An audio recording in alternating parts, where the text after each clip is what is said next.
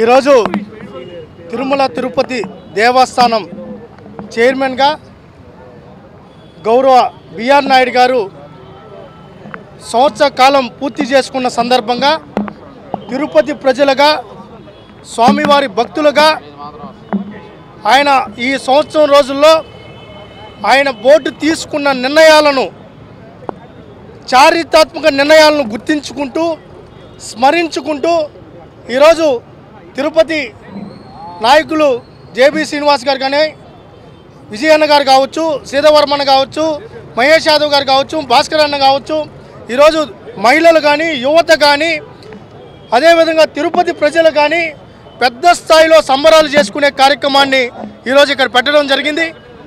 ఈరోజు తిరుపల అంటే తిరుపతి అనేది విడదీసేదానికి లేదు. ఈరోజు ఇది కుగ్రామం నుంచి ఈరోజు ప్రపంచం మొత్తం ఇక్కడ దైవ చింతనతో ఇక్కడికి వస్తున్నారంటే దానికి కారణం తిరుపతి ప్రజలు.